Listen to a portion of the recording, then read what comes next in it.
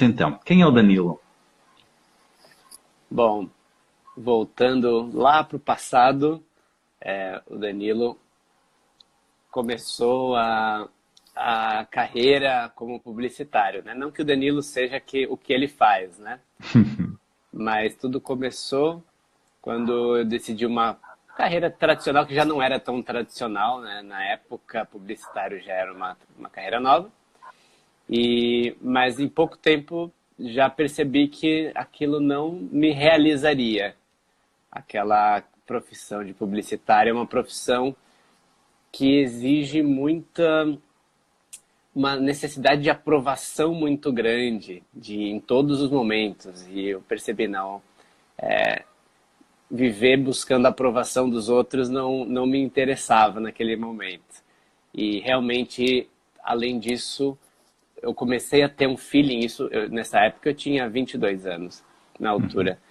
E eu já percebi, eu já comecei a ter um gostinho de propósito, né? Sobre propósito, pois como publicitário, o meu trabalho, quando eu fazia um trabalho muito bem feito, eu percebia que não mudava nada, nada no mundo, nada na vida das pessoas. Talvez um cliente arrecadasse um pouco mais, mas eu comecei a sentir que não, esse trabalho não me traria realização, por mais que pudesse me trazer dinheiro. Então foi com 1 ano e meio de profissão que eu já decidi mudar cedo para não me mergulhar demais nisso, né? E foi aí que eu conheci, foi nessa época que eu entrei em contato com o The Rose Method, primeiro como aluno, para mim, né, para buscar algo que me fizesse bem, algo que eu gostasse de fazer. Sempre busquei evolução, sempre busquei melhorar no que eu fazia. Uhum. Também foi em torno dos 20 anos, lá pelos 20, que eu descobri que era possível você ser melhor. E coisas que você não é bom, você simplesmente trabalhar e melhorar. Algo que não nos falavam tanto no passado, que, poxa, você não nasceu com talento, não nasceu com habilidade inata, você pode simplesmente trabalhar aquilo e aprender e evoluir. E coisas como alta performance, né? Como seus hábitos, como Sim. até mesmo sua qualidade dos seus relacionamentos. Então, desde os 20 anos, teve um audiobook em especial, que na época nem era tão comum audiobooks, né? Estavam surgindo os audiobooks. E ele... Isso é Não, quantos... minto. Não estavam surgindo em MP3, né? Porque já existiam há muitos anos em fitas, cassetes. E Isso foi quantos anos, Danilo? há quantos anos? Há 15 anos. Há 15 anos. E o audiobook eu gosto de citar, sempre dou a fonte, é o The Psychology of Achievement. The Psychology of Achievement. E é do Brian Tracy, que analisa o comportamento, o mindset, o que fazem as pessoas de mais conquistas no mundo, de mais sucesso. Então, ele identifica um perfil, ele ensina, faça como essas pessoas fazem, né? Faça o que essas pessoas fazem, pense como elas pensam, que você passará a ter os resultados que elas têm. E é bem simples, é bem óbvio, mas aí algumas pessoas ao longo da história tiveram o trabalho de entrevistar e de pesquisar o que são esses hábitos, o que são esses mindsets que trazem esses resultados e codificar para nós, né? Então, resumindo, o Danilo é um buscador de alta performance desde há 15 anos para cá, no mínimo. Sim, alta performance e mais autoconhecimento, desenvolvimento, alta performance não só como alto rendimento, mas buscar evoluir e me tornar melhor e levar isso para as pessoas, né? Acabou quando eu comecei a trabalhar com o The Rose Method, o que casou muito bem foi o fato de o meu trabalho ser levar essa minha busca para outras pessoas, já um pouco mais com uma metodologia mais pronta e organizada. E, e o teu último grande passo, por assim dizer, foi exatamente trabalhar com o póquer. Já há uns 2 anos, não? Já vai fazer 4 anos. 4 anos. Nossa, Já vai passa fazer rápido. 4 anos. E Conta-me como é que isso surgiu. o que aconteceu não foi nem mesmo na minha, não foi nem mesmo na minha escola, simplesmente. Os jogadores de pôquer descobriram o The Rose Method porque eles também são pessoas que estão buscando alta performance. No caso deles, o desempenho pessoal deles influencia diretamente o resultado no jogo e o resultado financeiro e transforma a vida dele de um dia para o outro. Então, essa performance é indispensável e ela é algo exigida diariamente para o jogador, tanto na performance nos estudos quanto a performance no jogo, né, o desempenho, e saber lidar com os altos e baixos, porque é um dia a dia que tem muitos altos e baixos. Dá um alô pro pessoal que está entrando, inclusive meu pai está aí, fez aniversário anteontem, Como é que ele se chama? Ele é Moisés, mas está ali como eu apoio o leite materno, que ele é um defensor da Parabéns, Moisés. amamentação. Legal, então hello pro Nizar. E eu vi ali mais a Paula falando alô, então só Sim, a aproveitando para Paula dar é um alô. no Porto. Alô, Paula. Chão. Fala-me mais. Bom, Como é que foi esse projeto com o Mind Coach? mas o que aconteceu é que eles começaram a descobrir o método de Rose, as escolas, e só que eu tive um aluno que ficou muito amigo meu, o Diego Ventura, Dai Ventura, ele é um peruano, na época ele vivia na Hungria, e nós nos encontrávamos 3 vezes por semana para fazer os nossos treinamentos.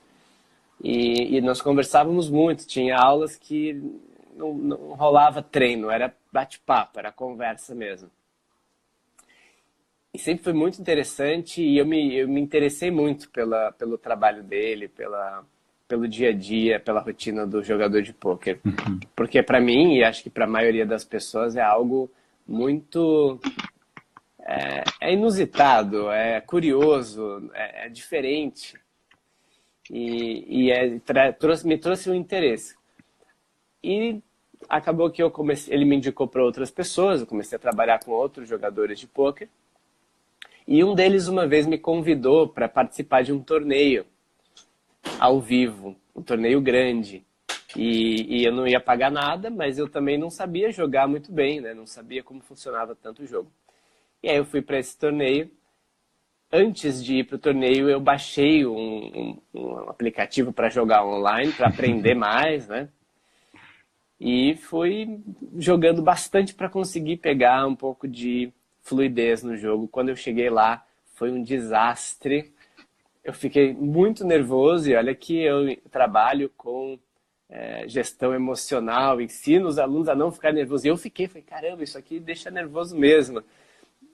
E eu senti na pele pela primeira vez o que eles sentem. Claro que eles já não sentem mais como quem vai pela primeira vez, porque a novidade, às vezes, influencia muito no nervosismo.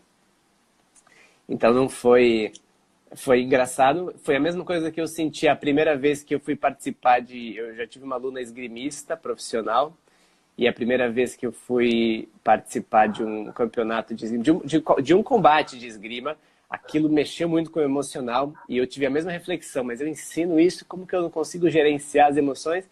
E a minha conclusão é que sempre que você vai fazer algo pela primeira vez, como é novo, como é inusitado, aquilo naturalmente altera o nosso emocional. Mas o que eu percebi em ambos os casos foi que quando eu comecei a me aprofundar e a experimentar mais e a repetir a experiência, de repente tudo começou a ficar um pouco mais fácil, tudo começou a ficar... eu consegui rápido, uma curva de aprendizado rápida com as técnicas que eu ensino, né? Com as técnicas respiratórias que ajudam a gerenciar as emoções, só que naquela situação eu nunca tinha usado. Então, quando você começa a se familiarizar com a situação, a usar as ferramentas de respiração, de concentração, de repente as coisas funcionam e aprendem rápido. O meu professor até me perguntou de esgrima, ele me perguntou, mas você já fez esgrima antes? Eu falei, não, nunca fiz. Aí ele começou a me testar, ele não acreditou em mim, ele começou a me testar e ele viu que eu não tinha feito mesmo. Mas ele achou interessante que eu aprendia muito rápido, por treinamento de mindfulness, de consciência corporal que eu treino e ensino. Então, de alguma forma, essa tua experiência serviu já de aprendizado para ensinar aos teus jogadores. Essa e muitas outras, porque eu passei tanto a jogar mais para aprender, Uhum. principalmente, mas claro que eu peguei o gostinho no poker, né, se diz que o mosquitinho do poker te picou, e aí pronto, você foi contaminado. E então me picou o mosquitinho do poker e eu gostei e foram pelo menos uns 3 anos já que eu jogo e participo de campeonatos nacionais, online também, que são internacionais. Já tive um outro resultado legal, mas nada extraordinário como se imagina, né? A fantasia que as pessoas têm. Aí é outra realidade. São raríssimos os casos onde isso acontece. Diz-me, como é que é a rotina agora de um jogador e a rotina do coach? Aqui temos dois Danilos. Um Danilo que gosta de jogar, não profissionalmente, mas a título de lúdico, mas que já tem uma consciência maior. E tu, como coach, o que é que tu ensinas aos teus atletas? Bom, primeiro, eu quase não tenho mais jogado. Eu sinto que eu cheguei num ponto no qual eu já entendi. Depois de 3 anos, eu entendi quais são todas as dificuldades, e tanto que ao longo de 3 anos eu já tive contato profissionalmente com mais de 200 jogadores. Não individualmente, alguns casos em grupo, mas com certeza com mais de 200, talvez mais, estou chutando baixo. Então, essa experiência, tanto no contato com os jogadores, no meu Instagram, que tem muito contato com o público, e pessoalmente por jogar, eu sinto que eu já cheguei nessa curva de aprendizagem suficiente. Agora, eu não jogo mais tanto, até porque se Ok. dedica bastante tempo, estudo, né? Mas teve um campeonato, tem algumas séries, né? No poker online tem algumas séries, existem séries que acontecem ao longo do ano, existem várias, né? Mas tem uma que é a principal, são duas principais, uma W Cup e Scoop. W Cup é o Winter Series, não, Winter W Cup, World Championship of Poker, e o Scoop, que é o Spring Championship of Poker, of Online Poker, né? Tem dois Os. E para essas séries, uma vez eu fiz uma preparação, eu fiz para mim mesmo, uma preparação com tudo que eu recomendo que os meus alunos fazem. E eu gravei no meu Instagram, tem lá nos destaques, que é WCUP, eu acho que chama preparação para o WCUP. Uhum. Então, isso começa na noite anterior, no dia anterior, para não dizer na semana anterior, né? Como o poker é conhecido como, é mais famoso por ser um jogo, e muita gente considera até um jogo de azar, apesar de ter muita...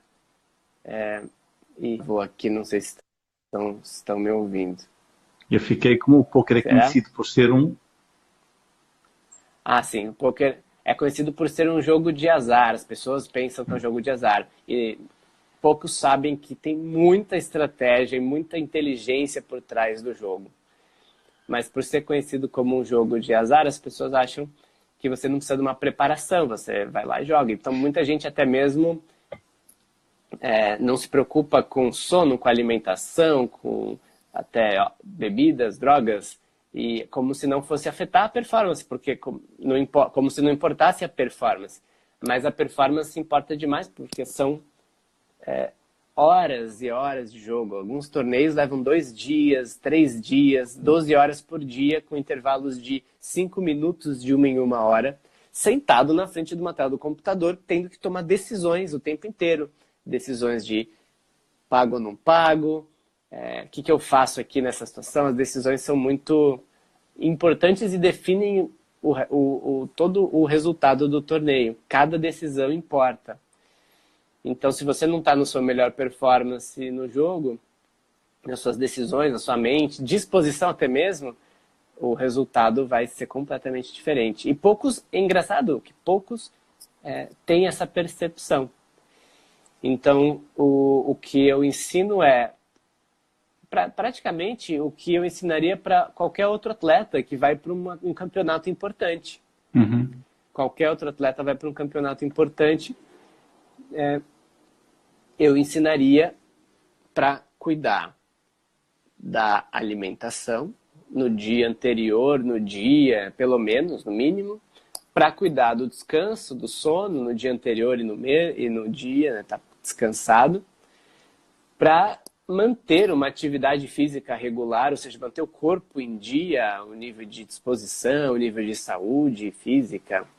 E o mindset, que é, bom, o que você quer, o que você busca, como que a sua mente está programada para lidar com determinados desafios do dia. Então, você já se programar nisso na noite anterior, no dia, fazer treinamentos constantes de meditação, porque a meditação mantém a sua mente mais preparada, mais presente para tomar as decisões corretas.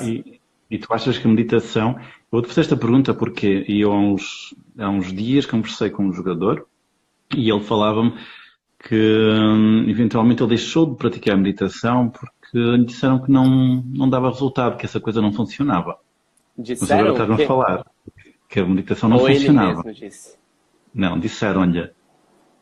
Uau. Sim, foi Bom, uma psicóloga que lhe deu essa observação. O que é que tens a dizer sobre isso? A meditação como ferramenta para o jogador de póquer, como hábito, funciona? é uma das melhores ferramentas para o jogador de pôquer, né? Uma das melhores. Porque a meditação torna o jogador muito mais em contato com as suas emoções, com o que está acontecendo e com as suas reações às suas emoções. Então, o que acontece muito no pôquer, e é onde a maioria dos jogadores perde muito, é quando o impulso emocional faz com que ele tome a decisão errada. E às vezes ele só percebe depois. E aí depois que aconteceu, tomou a decisão errada, deu Já errado. foi. E aí tem outro problema emocional pela raiva de ter errado. E aí ele errou. E depois ele não consegue gerenciar essa emoção pela raiva de ter errado e faz ele errar mais. E cria um efeito bola de neve. E a meditação é uma das chaves para isso, né? Uma das chaves para você, antes de tomar uma decisão impulsiva, você perceber, opa, estou sentindo que eu quero fazer isso, essa decisão impulsiva, essa ação impulsiva. Mas eu não preciso fazer isso, eu nem devo fazer isso. É só uma vontade, eu não preciso fazer. Eu vou fazer aquilo que eu sei que eu devo fazer, aquilo que é mais útil, mais interessante, mais importante mesmo.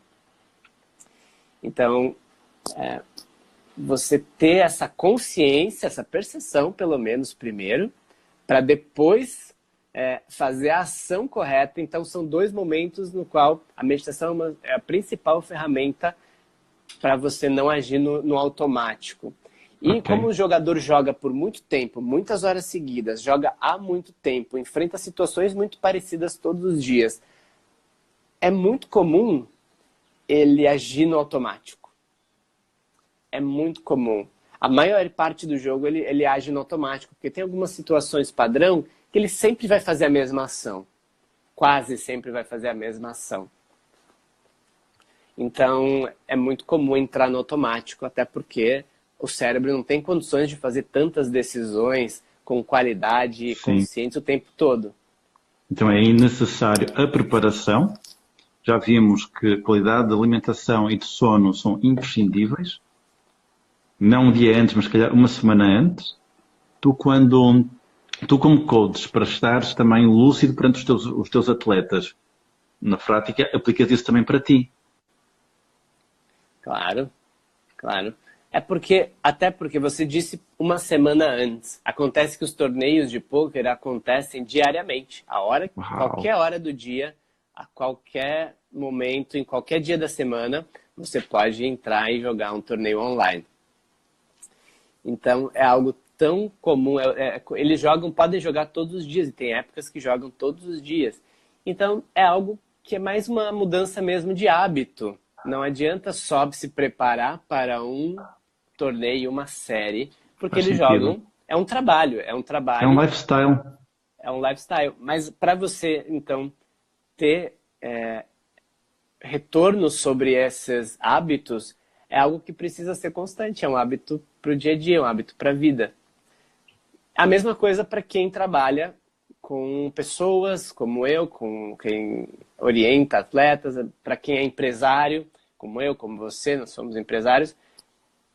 É algo que demanda a sua boa performance diariamente. Todo dia você toma decisões, todo dia você precisa lidar com pessoas, estar inspirado, estar motivado. Então, se você não cultivar bons hábitos no seu dia a dia, a sua performance pessoal e profissional cai e isso afeta todo o seu resultado. Então, eu acredito que isso seja para qualquer profissão, a não ser que você tenha um emprego no qual não te exige uma performance, você só está lá cumprindo o seu horário, ou algum concurso público, né? Você tem um cargo público no qual você se sente seguro e não tem interesse em evoluir, em avançar, sabe? Só nesses casos que não vai ser necessário. Umas perguntas para ti. O nosso tempo passa rápido. Eu já percebi que este tema, eu gosto muito deste tema de alta performance e aplicado a atletas em particular, porque, claro que nós temos que falar aqui dos teus hábitos pessoais, mas eu já identifico que aquilo que tu ensinas aos teus atletas é aquilo que tu fazes contigo. Claro que os atletas têm outro campo de atuação. Tu estás a atuar com as pessoas. Como tu lidas todos os dias com pessoas, como é que tu preparas o teu dia para ter sempre um bom nível de energia, para estar sempre focado? Porque imagina que tenhas 5, 6 sessões num dia. É óbvio que o primeiro atleta vai ter o Danilo com um mindset muito mais refreshed, muito mais fresco, e o atleta do final do dia, imagina, um atleta tem um torneio às 2 da manhã e diz assim, Danilo, coach, preciso de ti à meia-noite. Quero conversar. Como é que tu consegues manter a energia e estar focado e estar sempre com lucidez para poder ensinar os teus atletas?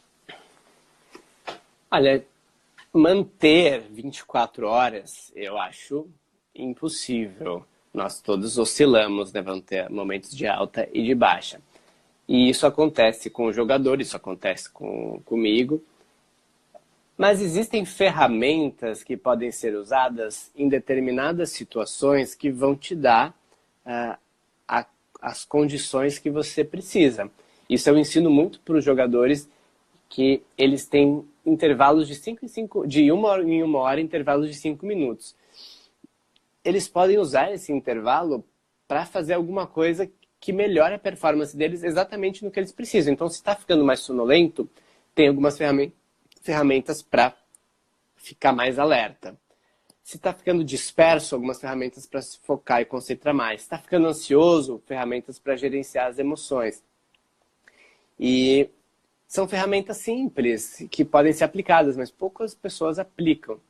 Então, por exemplo, um exemplo que eu dou sempre que eu vou dar alguma palestra ou alguma aula que eu queira estar me sentindo no meu melhor, tem uma dica muito simples de um TED da Amy Cuddy, chama Your Body Language Shapes Who You Are. Sua linguagem corporal molda quem você é. E ela dá uma dica muito, muito simples, que é o seguinte: você, por 2 minutos antes de qualquer ocasião importante, momento importante, você levantar os braços numa atitude de vitória, de conquista, de orgulho, levantar um pouquinho a cabeça, porque essa é a posição que, quando você está se sentindo no seu melhor, mais orgulho, mais confiança, naturalmente, até cegos, que nunca viram outras pessoas fazerem isso, comemoram e levantam a cabeça assim e levantam os braços. E quando você reproduz esse movimento e mantém por um tempo e cria o mindset, reforçando com o mindset de, cara, eu tô no meu melhor, eu sou... Posso falar a palavrão? Pode, estamos numa live, é uma conversa entre amigos. Ótimo. Cara, eu sou foda, vai ser do caralho, vai ser excelente, fantástico. E você se enche dali daquele sentimento e, ao mesmo tempo, com o gesto que, quanto mais vezes você realiza, mais automático vai ficando. Ele cria um gatilho para esse sentimento. Então, fico ali um tempo, levo o braço, levo a cabeça, sorrio para descontrair, passar uma sensação de descontração e confiança.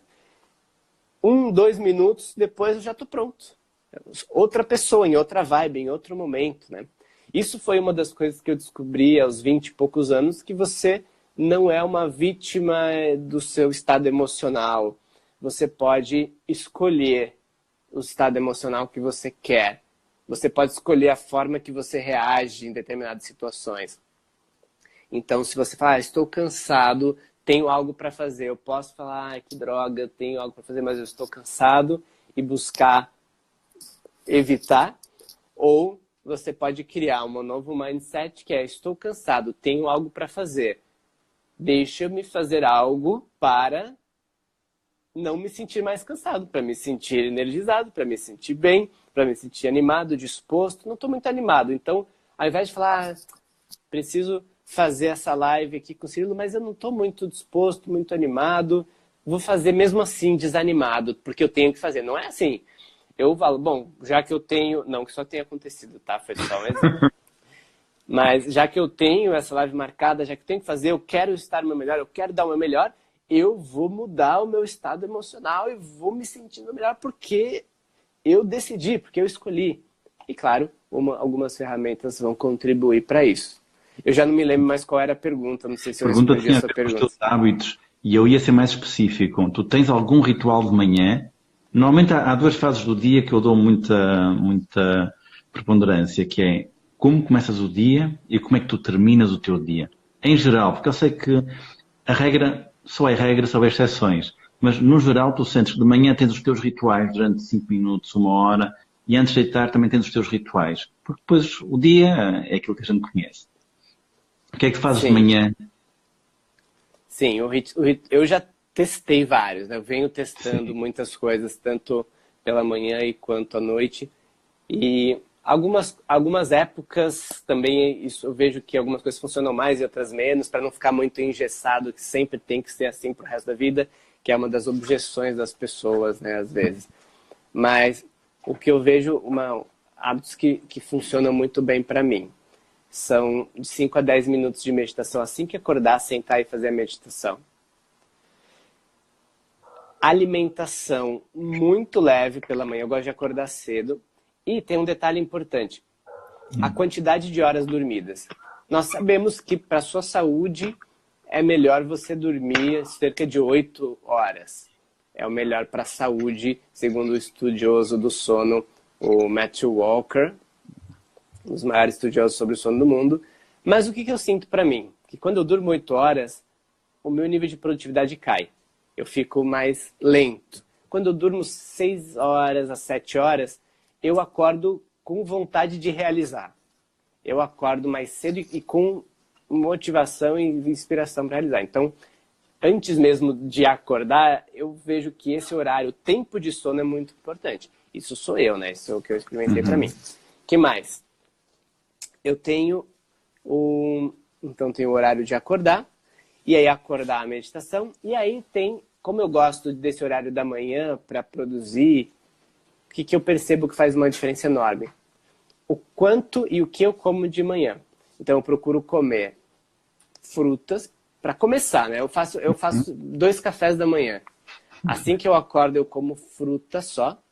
Fruta com uma granola, com cereais, enfim, mas pouca quantidade, para não me dar nem um pouco de sonolência, para me sentir já disposto. Enquanto eu como a fruta, enquanto eu faço o meu café da manhã, eu preparo tudo para esse momento, eu coloco um audiobook ou algum vídeo, alguma coisa que me interessa, alguma coisa que é inspirador, alguma coisa para agregar conteúdo, porque é uma hora que é muito bom para receber, para estudar ou para absorver conteúdo, né? De manhã a mente está bem fresca, então eu passei a ouvir audiobooks todos os dias pela manhã, e assim eu consigo, enquanto eu preparo o café da manhã, como, lavo louça, arrumo, deixo tudo em ordem para começar o meu dia, eu já consumi 30 minutos de...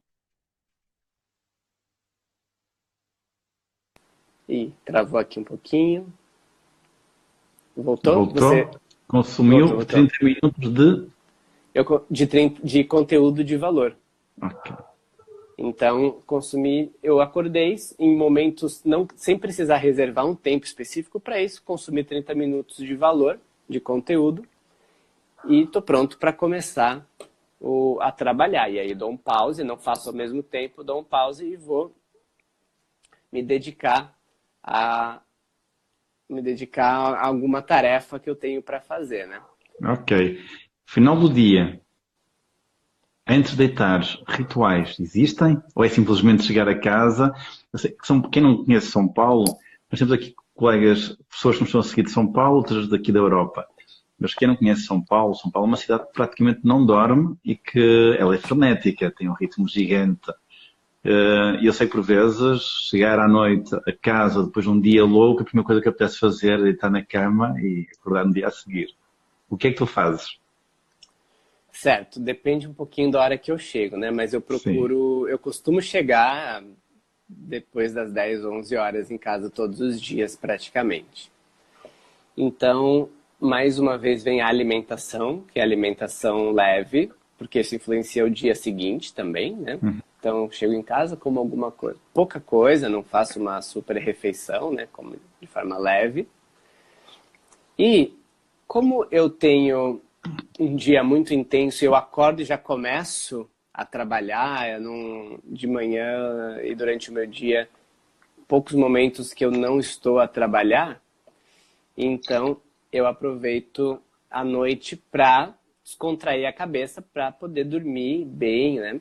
E recentemente eu descobri, na verdade isso já tenho descoberto faz uns tempos, que assistir qualquer seriado que mexe com o seu estado emocional, ou seja, todos, porque todo seriado é baseado em conflitos e em histórias que mexem com as nossas emoções. Então, assistir seriados me deixa com a mente recheada daqueles conflitos, daqueles pensamentos ou daquelas imagens que não são nada construtivas e produtivas. Eu comecei a perceber isso, que dependendo do tipo de seriado que eu assistia ou de filme, aquelas imagens ficavam na minha cabeça à noite, às vezes me atrapalhavam o sono e às vezes eu acordava com aquilo na mente. Eu falava, mas qual é a utilidade de acordar com uma cena de guerra na minha mente? O quanto isso vai e quanto isso me acrescenta? Então eu parei de assistir essas coisas, especialmente à noite. Parei de assistir filme, parei de assistir seriado antes de dormir. E era algo que eu gostava, que eu fazia bastante, mas a minha Sim. conclusão nos últimos tempos foi que aquilo não me agregava em nada. E E aí substitui eu isso. Isso. comecei a substituir por... vou contar o que eu uso, porque, assim, mas isso é muito pessoal, Tem de ser, porque... é Não contar muito... duas. Não, isso não é isso. Eu digo assim, é pessoal, assim... Eu sou uma pessoa que não consegue dormir em filme, em seriado. Muito pelo contrário, eu fico muito alerta. Sim. E se acaba um, eu já vejo o próximo. Acho que isso é mais ou menos, não é tão pessoal, acho que isso é muito comum. Mas com filmes, eu não durmo. Tem gente que põe um filme e já dorme. Eu tenho uma amiga que diz, gente, vamos dormir um filme hoje? Que ela já nem fala, vamos assistir, porque ela já sabe que ela vai dormir nos primeiros 5 a 10 minutos. Então, eu prefiro assistir alguma coisa. Quer dizer, como eu não durmo, eu descobri que tem algumas coisas que me fazem dormir, que são legais e que me fazem dormir. Como eu comecei a descobrir isso com um documentário chamado Cosmos, que tinha no Netflix, que era do... Carl Sagan? Era o Carl Sagan, ele que foi o original, mas fizeram uma regravação do Cosmos, uma reprodução com o Neil deGrasse Tyson, sabe? Sei, sei, sei. Fizeram uma regravação com ele que ficou muito boa, mas dá um sono desgraçado. Dá um grande sono. E pela primeira vez na minha vida, eu dormia no meio de um seriado, de um filme. E eu achei incrível, porque isso não acontecia comigo. Mas, ao mesmo tempo, aquilo não me gerava imagens repetidas na minha mente. E quando aparecia alguma imagem, era de alguma reflexão interessante sobre o filme. Então aquilo me gerava reflexões interessantes. E era um seriado que falava sobre astrologia, falava sobre como funciona o universo e como história de pessoas ilustres que descobriram o universo como ele é hoje, como nós conhecemos hoje. Então eu achei fantástico. E agora eu descobri tem um novo seriado que tá no ar, que se chama Our Planet, que fala da vida no planeta e mostra cenas lindas, incríveis da vida animal em diversas regiões do planeta. E, nossa, são cenas lindas, são curiosidades interessantes, não é algo que vai te deixar pensando e revela a cena. É divertido e te dá um baita de um sono, e aí você dorme muito bem. Então, para mim, foi algo que funcionou muito bem. Deixa-me então resumir. De manhã tu acordas de imediato a tua meditação matinal. Da meditação preparas o teu pequeno almoço, o café da manhã, de frutas leves, tu tens 2 cafés da manhã. Durante o café da manhã tu estás já a ouvir o audiobook ou algum vídeo do qual tu possas escutar e acompanhar. É um aprendizado de 30 minutos, no fundo tu tens ali, naquele início. E indo para o final do dia, tu chegas a casa, procuras uma refeição leve para recuperar energia e desligar completamente o dia assistindo uma série, um seriado e de preferência algo que dê sono. Algo que me dê sono, e aí antes de dormir, uma meditaçãozinha. Mesmo que seja de 1 minuto, tô com muito sono, faço 1 minuto só para cumprir ali e dormir. Olha, tenho aqui uma pergunta para ti. Tu tens alguma frase de empoderamento que seja tua e com a qual também partilhas aos teus jogadores, aos teus atletas? Tenho muitas frases Ui. para momentos diferentes. Inclusive, uma das coisas que eu ensino é você se programar através de frases. Você ter sempre frases para situações que vão contra aquele pensamento, não acredito que isso aconteceu, vai dar errado. Opa, não, peraí, eu já tenho uma frase preparada, né? Eu tenho um cinto de utilidades ali para qualquer situação, eu sei o que dizer, né? Eu sei o que fazer. E uma das frases que eu gosto, que eu acho muito útil, que eu já usei muito vai passar. Tudo passa. Sempre quando a situação está difícil, seja um momento agudo, assim, crítico, seja algo crônico, por exemplo, um término de um relacionamento, quando você acha que você nunca mais vai ser feliz de novo na sua vida, aí você coloca, não, isso vai passar. Vai passar porque já aconteceu antes, já passou, já fiquei bem de novo, e já fiquei mal de novo, e já aconteceu. Então, a única certeza que tem é que vai passar. Uma hora vai passar. E isso dá de um conforto, isso tira ali uma ansiedade, um medo daquela situação permanecer e se repetir. Boa dica. Última pergunta. Nós já estamos com 40 minutos de live. Tu vês como passa rápido? Minutos? Não reparei. A pergunta é um desafio que eu lanço sempre no final. Como é que tu te vês com estes hábitos de incremento, de todos os dias seres a melhor versão de ti mesmo, em comparação ao dia anterior, porque é assim que eu tento desmistificar com as redes sociais o conceito de alta performance. Normalmente as pessoas associam alta performance apenas a atletas, mas na prática o conceito de alta performance tem de ser aplicado a ti mesmo. Ou seja, é contigo que tu estás a competir, é contigo que tu queres amanhã ser melhor que hoje quiseres ser melhor que ontem. Nessa linha de pensamento, nessa visão, onde é que tu te vês daqui a 50 anos? 50 anos? Nunca... Não sei se eu pensei nisso. Deixa eu ver. 50 anos eu terei 85. Certo. Olha, a imagem que eu tenho para mim em 50 anos, mentira que eu nunca pensei nisso. O meu pensamento para 50 anos adiante é ter uma independência financeira já há muito tempo, né? Não só quando chegar aos 85, antes, a ponto de poder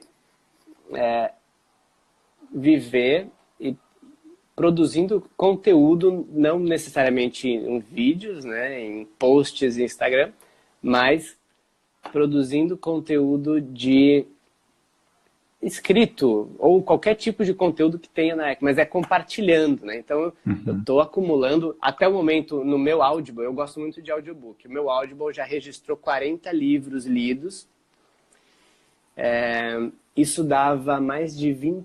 Quantos dias? Dava muitos dias, acho que eram uns 20 dias de áudio, de conteúdo sem parar. E na verdade não são 40 livros, porque muitos eu ouço 2 vezes, alguns até mais de 2 vezes.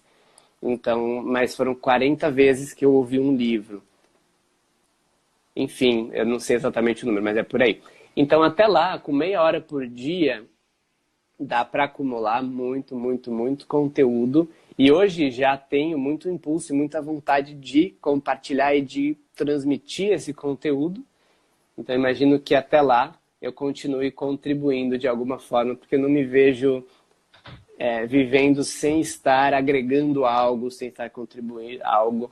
E hoje, nessa fase da vida, acho que muito do que eu faço, muito do que nós fazemos tem relação com você garantir o seu sustento, a sua sobrevivência, o seu, né, os seus bons hábitos, sua boa alimentação, sua vida, sua moradia. E eu acredito que com um pouquinho, mais alguns anos, uma independência financeira vai permitir com que eu faça totalmente, 100% aquilo que eu quero, que eu tenho vontade, que eu mais gosto e me realiza. E eu me vejo seguindo fazendo isso para sempre, né? Que bom. É um bom cenário, porque a parte das pessoas que eu conheço já pensa aos 85 anos, ou aos 80, ou aos 90, não fazer nada na vida. Aliás, tem pessoas que já aos 65 querem estar reformadas e, de facto, não pensam em continuar a carreira profissional no qual tanto tempo investiram. E essa visão que tu tens é muito nobre, porque, de facto, um mental coach é uma pessoa que impõe muita energia em si mesmo para poder dar aos outros. Eu diria que daqui a 20 anos podia já estar cansadíssimo disso. Mas é bonito ouvir que aos 85 tu estás com a vibe, pensas estar com a vibe para continuar a ensinar, a partilhar, não obrigatoriamente sempre com o intuito de redes sociais, mas se calhar a escrever, se calhar a dar palestras, se calhar a visitar noutros países. Com certeza num ritmo diferente, né? Num ritmo muito diferente. E eu não sei como estarei lá, porque eu já percebi que ao longo da vida, ao longo dos anos, as nossas ideias e prioridades e valores acabam que se ajustando, o mundo vai mudando também. Mas eu hoje não me vejo simplesmente vivendo só para viver e para existir, né? Só para sobreviver. E como alguns dizem, só para encher o mundo. Não Danilo, me vejo só enchendo o mundo. Amigo, eu não tenho mais pergunta. Aliás, tenho, mas acho que vamos deixar isso para outra live, porque tu passeaste muito conteúdo, tu mostraste de facto com bases, hábitos que são simples, mas como diz o Da Vinci, o último nível de sofisticação é a simplicidade. São simples, mas aplicados com confiança e com regularidade e disciplina, eles levam resultado. Esse resultado eu vejo em ti, na forma como tu trabalhas, na forma como tu levas os teus atletas, e na forma como vês a paixão naquilo que tu fazes, que é isto. Daqui a 50 anos, queres continuar a evoluir. A essência é essa, tu queres continuar a partilhar. Amigo, obrigado pelo teu tempo, obrigado pela tua disponibilidade de estar aqui hoje e desejo-te, antes de mais, ótimas entradas, que 2020 seja um ano muito realizador, que conquistes muitas metas, que os teus atletas principalmente tragam muitas alegrias, porque a gente sabe que como coaches, a nossa maior realização são as conquistas dos nossos atletas.